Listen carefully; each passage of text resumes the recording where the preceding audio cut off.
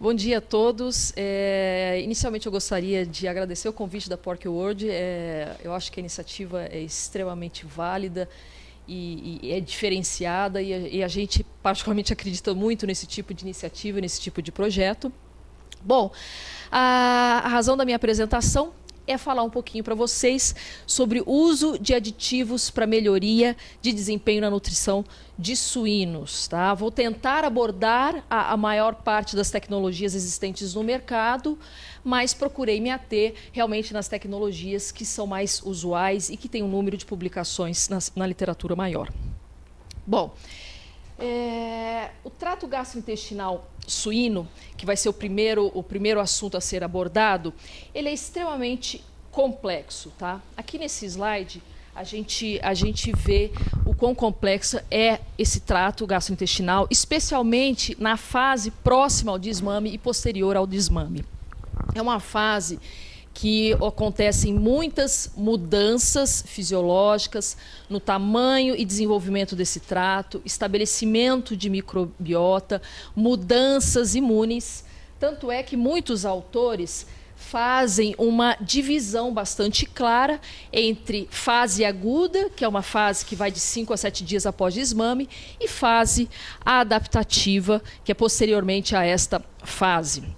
No que diz respeito aos micro-organismos do trato gastrointestinal suíno, a gente tem uma flora bastante diversa na porção distal, principalmente, e numa condição intestinal equilibrada, nós teremos uma grande quantidade de lactobacilos, streptococcus e bifidobactérios. A nível de estômago, os lactobacilos estão presentes na porção não secretória, e daí eles migram para a porção proximal do intestino delgado. E na porção distal, a gente tem uma flora, como comentado inicialmente, bastante diversa, em função de condições de anaerobiose, pH, condições de temperatura. E essa flora é predominantemente gram-positiva no colo e predominantemente gram-negativa no seco. Bom, qual que é a função dessa microbiota? Essa microbiota tem como função a estimulação dos mecanismos de defesa e manutenção da homeostase da resposta imune. Logo, existem evidências que mostram a correlação da composição da microbiota e as variações imunes.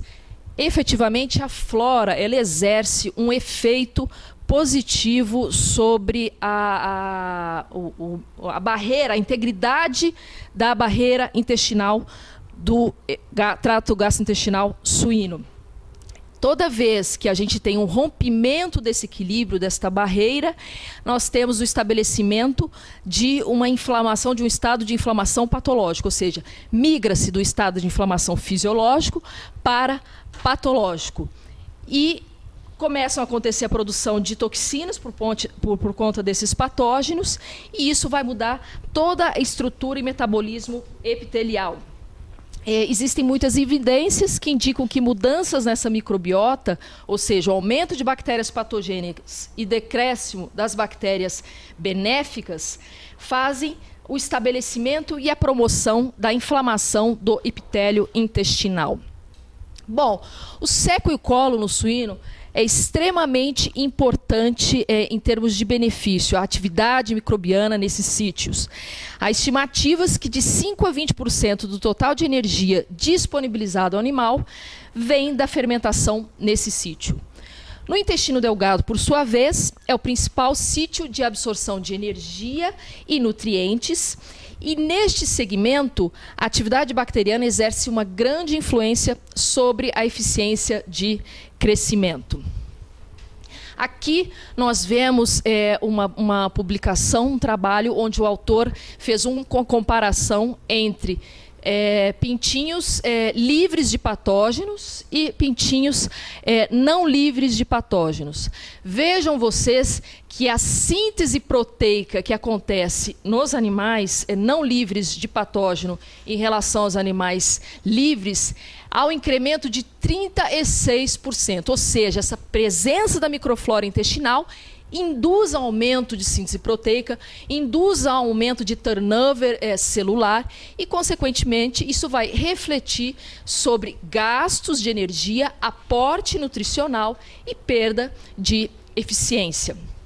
Aqui, nesse slide, da mesma forma, à medida que estas bactérias degradam a proteína do alimento, você tem a produção de aminas tóxicas, né, de produtos tóxicos, que irritam a parede do epitélio intestinal, e isso promove um aumento do trânsito intestinal e má absorção do alimento. Lembrando também que essas bactérias fazem uma degradação de ácidos biliares. Essa degradação também leva à produção de produtos de metabólitos tóxicos e levam também a um impacto negativo da absorção de gordura. Então, as aminas, elas causam essa irritação e edema na lâmina própria, e isso vai reduzir a absorção de nutrientes, aumento da velocidade de passagem de alimento no trato, levando ao mau aproveitamento dessa dieta. Estes metabólitos também, em função da sua toxidez, vão fazer com que levem a uma maior renovação de enterócitos e gasto de nutrientes. Por consequência, nós temos uma pior eficiência nutricional. Aqui nesse trabalho, o autor ele pegou o conteúdo intestinal de suínos e incubou com o antimicrobiano, e vejam vocês que 4 horas após nós temos uma redução das aminas, como a tiramina, cadaverina e putrescina, mostrando realmente que os antimicrobianos, ao controlar a flora indiretamente, a gente vai ter o controle da produção desses componentes tóxicos. O metabolismo dos carboidratos, da mesma forma, as bactérias elas vão fazer a utilização da glicose, né? Existem trabalhos que apontam que 6% da energia líquida da dieta dos suínos é utilizado por essa flora. Então, elas utilizam a glicose, transformam isso em ácido lático, indisponibilizando essa energia para o animal.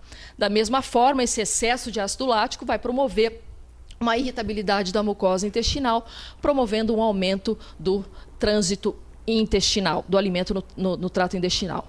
Aqui nós temos uma série de estudos que mostram exatamente isso que a gente está comentando, que é o efeito do antimicrobiano sobre a velocidade de passagem do alimento no trato digestivo. Vejam vocês, nós temos aqui um resumo de vários experimentos, e a média de aumento neste tempo de retenção do alimento no trato é de 10,6% quando comparamos os animais tratados com antibiótico comparados aos animais que não receberam o antibiótico.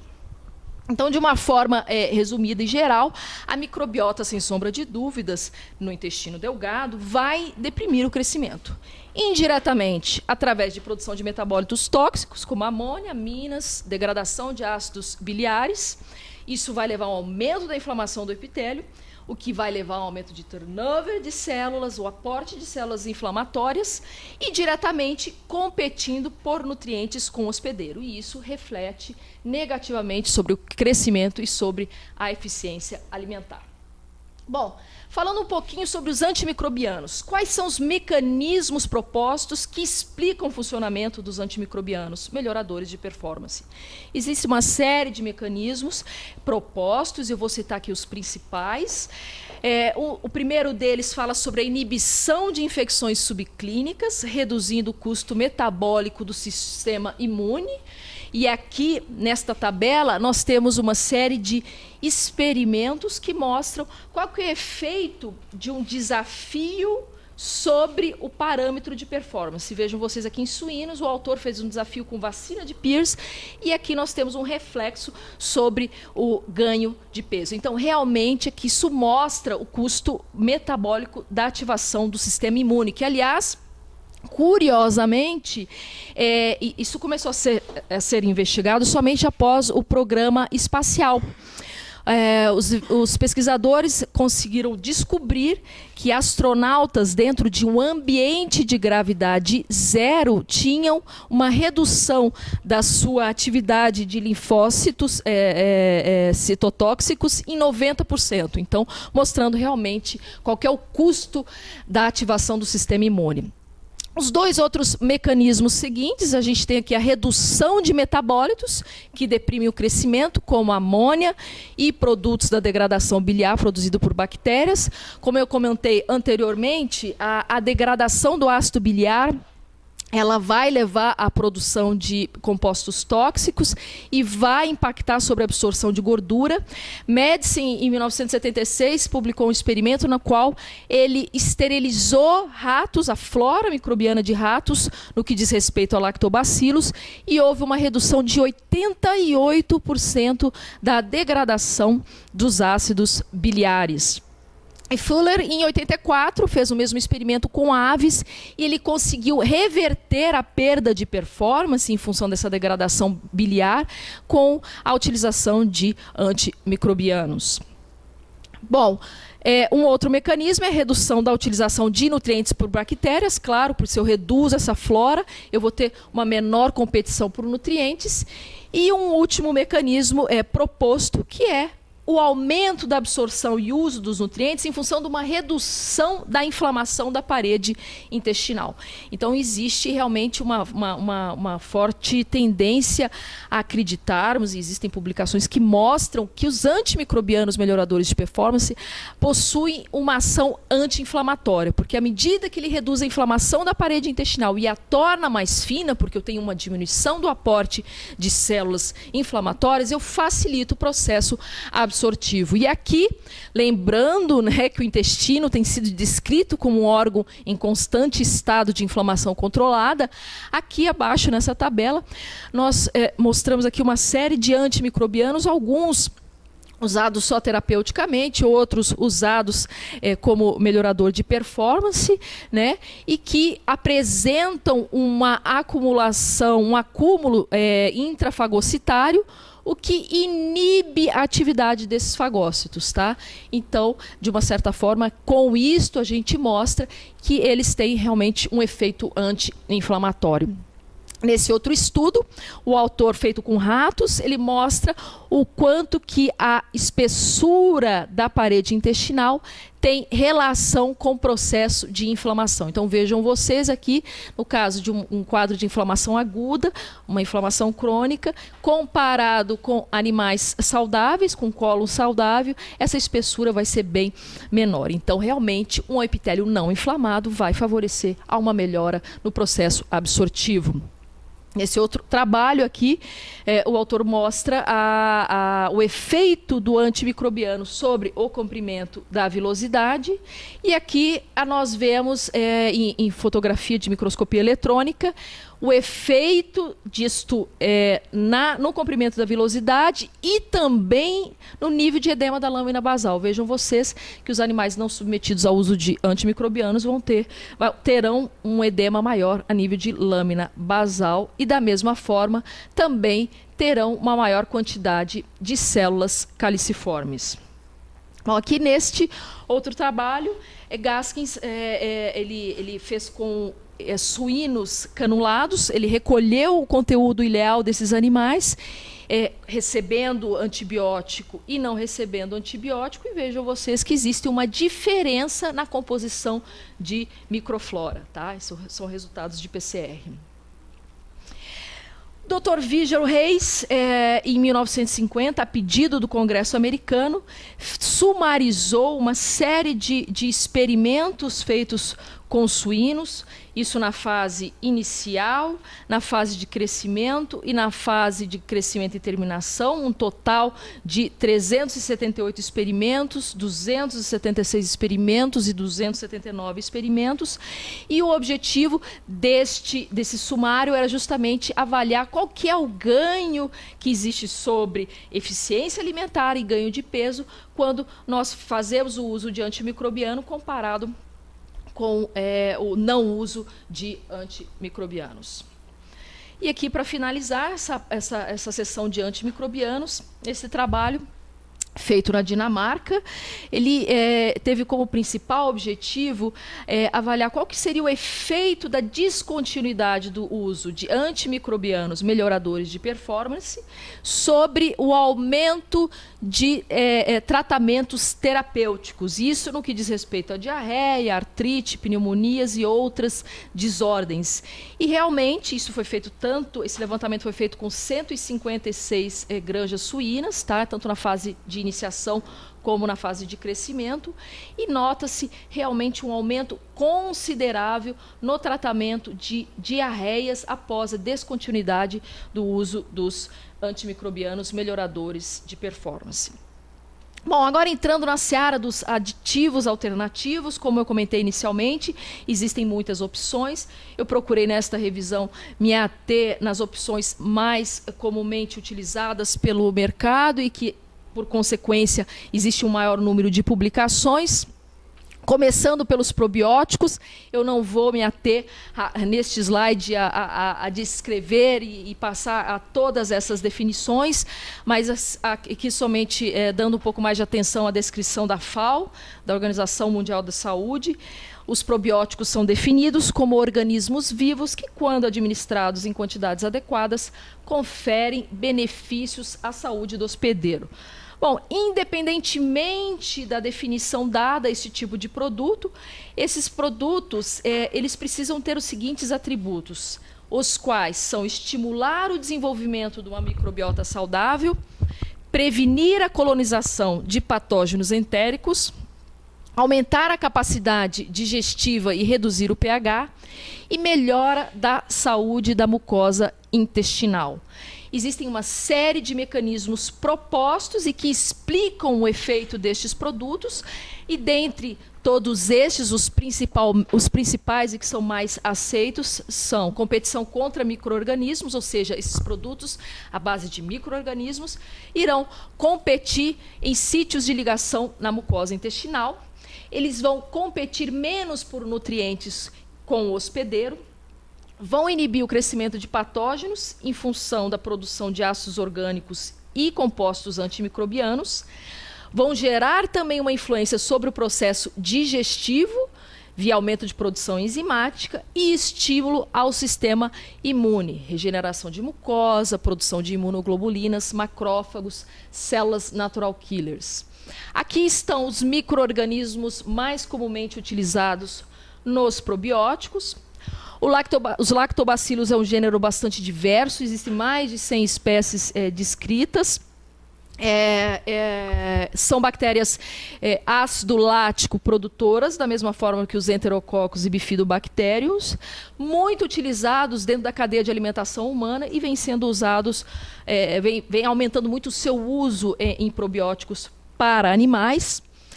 Os enterococos, existe uma preocupação muito grande em relação a estes micro-organismos na Europa, porque em função de doenças doenças em seres humanos associadas a enterococos antimicrobiano resistentes. Então, por essa razão, na Europa existe uma certa dificuldade e uma preocupação muito grande de fazer o uso destes micro-organismos em probióticos humanos, quero dizer. Bacilos, bactérias gram-positivas, formadoras de esporos, elas não são habitantes naturais, habituais do trato gastrointestinal humano e animal. Também existe uma preocupação, na Europa principalmente, em relação ao uso de algumas espécies de bacilos em probióticos para animais, porque são espécies que são causadoras de intoxicações em humanos. Saccharomyces boulardii e cerevisiae, que são os mais utilizados em probióticos para animais. Os bifidobacterium, que esse é um gênero considerado chave tanto para humanos como para animais. A sua presença no trato gastrointestinal indica uma boa saúde deste trato e é um dos micro-organismos mais promissores em se tratando de composição de probióticos, e seu uso vem sendo aumentado em probióticos para animais. E as preparações com flora desconhecida, que é o conceito de exclusão competitiva, o conceito NURMI. Nurmi e Rantala fizeram um experimento com pintinhos recém-eclodidos, para os quais foi administrado uma mistura de fezes de aves adultas, e com isso eles conseguiram que esses animais não se contaminassem com salmonela, tá? Então, o conceito de exclusão competitiva ele se aplica muito bem a animais mais jovens, né? E também existe hoje, principalmente se tratando de Europa, uma dificuldade muito grande de fazer registro de produtos dessa natureza, em função da preocupação de estarem carregando algum micro-organismo problemático. Aqui, rapidamente, somente a lista de micro-organismos estudados para aplicação em alimentação como probióticos. Eu não vou me ater a cada um destes micro-organismos, mas só para que vocês tenham uma ideia, depois a palestra vai ser disponibilizada para os senhores, então vocês podem ter informação, ver a informação com mais detalhes. As características que nós esperamos e critérios de segurança, dos probióticos. Eles são produtos que não podem ser tóxicos e nem patogênicos, precisam ter uma acurada identificação taxonômica, um habitante, preferencialmente ser habitante normal da espécie-alvo, sobreviver, colonizar e ser metabolicamente ativo no sítio-alvo, resistente ao suco gástrico, biliar, produzir substâncias antimicrobianas, ser antagônico a bactérias patogênicas, modular resposta imune, geneticamente estável e estável também, que essa é uma das grandes preocupações durante o processamento da ração e armazenagem. Aqui, de uma forma bem geral, nesta tabela, nós temos uma série de experimentos que foram feitos para ver como é que esses produtos estabelecem uma microflora intestinal saudável em suínos. Aqui estão os micro-organismos estudados e aqui a gente tem os experimentos cujo efeito mostrado foi benéfico, e aqui alguns experimentos onde não houve um efeito benéfico significativo. Aqui, da mesma forma, só que avaliando estes produtos em crescimento de leitões, então aqui os micro-organismos que foram avaliados, todas as referências de estudos que mostraram um efeito benéfico e algumas referências que não mostraram um efeito significativo para o crescimento de leitões. Bom, prebióticos. Os prebióticos são carboidratos de cadeia curta, oligosacarídeos, que não podem ser digeridos pelo suíno, mas sim por sua microflora. Como é que eles funcionam? Esses probióticos, ao serem fermentados na porção distal do intestino, na parte distal, vai levar à produção do quê? De ácidos graxos voláteis, e esses ácidos graxos voláteis vão estimular o desenvolvimento de uma microflora benéfica, principalmente daquela microflora ácido lático produtora, os lactobacilos, enterococos e bifidobactérias. Essas bactérias, ao produzirem ácido lático, elas acidificam o meio e, com isso, a gente tem uma limitação de desenvolvimento de patógenos. De todos os carboidratos, os que são mais promissores em se tratando de prebióticos, sem sombra de dúvida, são os oligosacarídeos não digeríveis. Os monoligosacarídeos, apesar de serem utilizados como prebióticos, existem muitas publicações que mostram que ele não tem um efeito sobre o incremento desta flora benéfica. E sim, eles fazem a ligação com bactérias gram-negativas, que expõem fímbrias do tipo 1, tipo Salmonella e E. coli, e eliminam estas bactérias do trato gastrointestinal. Os critérios para que o produto possa ser designado como prebiótico são no mínimo 3. Ele não pode ser hidrolisado ou absorvido no estômago e intestino delgado. Deve ser seletivo para beneficiar as bactérias comensais no intestino grosso, como as bifidobactérias. E a fermentação desse substrato deve induzir a benefícios ao lumen e ao hospedeiro. Aqui a gente tem quais são os efeitos que se espera desses probióticos, tanto no trato gastrointestinal superior como no trato gastrointestinal inferior. E é importante ressaltar que, a nível de trato gastrointestinal superior, é importante que eles sejam resistentes à digestão, principalmente para que eles possam migrar e serem fermentados no trato gástrico inferior. Aqui, nessa porção do intestino, eles precisam estar atuando como alimento para a microbiota intestinal, principalmente para as bactérias fermentadoras, para que a gente tenha a produção dos ácidos graxos voláteis. Aqui nós temos um resumo de experimentos, aqui estão as referências, mais uma vez, a apresentação ficará disponível para os senhores, e vocês poderão ver quais são essas referências. Existe uma série de estudos que mostram, com suínos, que mostram resultados favoráveis do uso de prebióticos. Aonde a gente tem o zerinho aqui é que os resultados não foram favoráveis, e aonde esse X se apresenta é que os estudos foram feitos, mas os resultados não foram reportados. Aqui nós temos a relação dos prebióticos normalmente utilizados em animais e o modo que eles são produzidos. Bom, entrando um pouquinho na seara das enzimas. As enzimas, a gente tem visto muitos estudos com enzimas e mostrando o seu efeito sobre a saúde do trato gastrointestinal.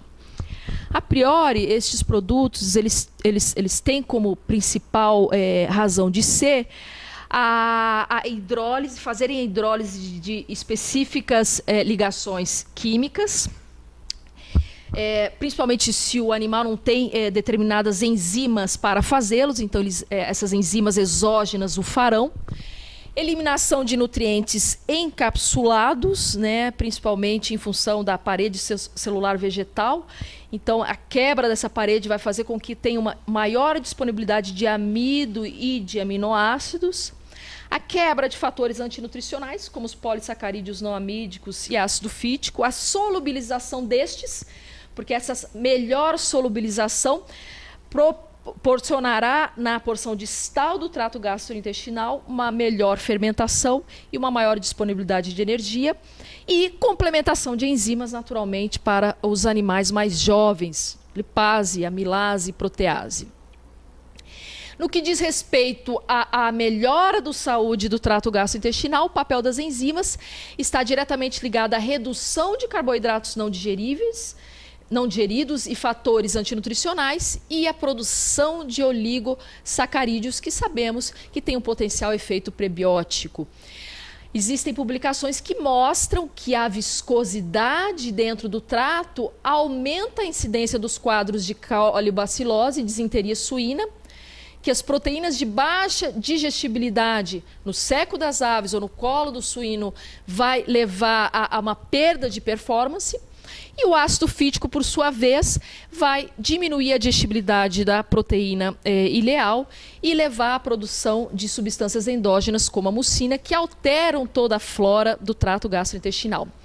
Aqui nós vemos um estudo onde o autor pegou uma série de substratos e os submeteu à hidrólise enzimática, e vejam vocês a produção de oligosacarídeos gerada a partir desta hidrólise, produtos estes que sabemos que têm um potencial efeito prebiótico.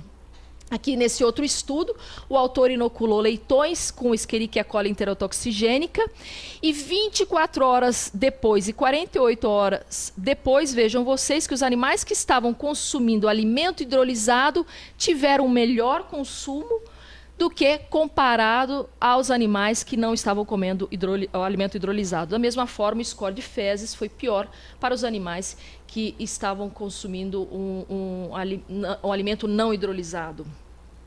Ácidos orgânicos são dois, basicamente, os mecanismos de ação.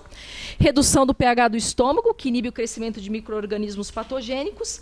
E alguns, isso difere de ácido para ácido, e alguns ácidos que têm a capacidade de penetrar na forma dissociada pela bactéria, eliminando alguns micro-organismos específicos. Então, aqui a gente tem os ácidos orgânicos do grupo U, né, que fazem essa redução indireta do pH estomacal e diminuição da proliferação bacteriana, e alguns deles, que fazem uma atuação direta sobre o micro-organismo.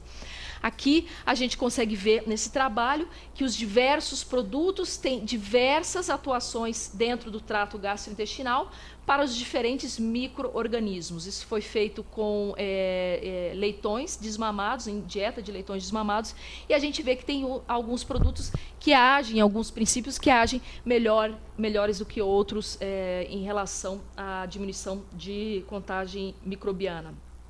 Extratos de plantas e óleos essenciais, para finalizar minha apresentação. Na nutrição animal, estes produtos, eles são muito usados em função do seu poder antimicrobiano, anti-inflamatório e antiparasitário. E é muito importante que a composição do produto, a concentração, a combinação e a dose correta estejam sendo feitas da maneira correta nos diversos produtos existentes aí no mercado, para que realmente exista uma efetividade no resultado, na resposta destes princípios. Aqui, de uma maneira também bastante resumida, uma série de experimentos com leitões mostrando a efetividade desses óleos essenciais sobre os parâmetros de performance, aqui no caso conversão alimentar. Vejam vocês, nós temos a maioria dos resultados muito positivos e alguns resultados nem tanto. Como a maioria desses aditivos, a gente vê uma grande variabilidade de resultados. Aqui, da mesma forma, uma série de referências, uma série de extratos. Aqui, na realidade, são combinações de extratos de plantas e mostrando o efeito observado sobre suínos, efeitos positivos, né? E aqui, mostrando a concentração inibitória mínima de uma série de óleos essenciais sobre micro-organismos, realmente mostrando o efeito antimicrobiano que esses óleos apresentam. Para finalizar, eu gostaria de mostrar para vocês essa tabela que foi publicada agora em 2013, no trabalho de Plusky, onde ele mostra uma série de aditivos e a efetividade desses produtos para a melhoria de performance animal. Então, a gente vê que os antibióticos realmente eles apresentam uma eficácia bastante grande quando você compara com os demais produtos. Mas é importante ressaltar que a gente tem aqui uma série de medidas de manejo que são extremamente salutares e igualmente eficazes na melhoria de performance dos animais, como produção all-in, all-out, a imunização, a administração de colostrum e a própria educação que pode ser dada ao setor produtivo e às pessoas que lidam diretamente com a produção. Bom, com isso, pessoal, eu encerro a minha apresentação, me coloco à disposição para responder as perguntas no site e agradeço enormemente, mais uma vez, o convite da Pork World e a atenção de vocês.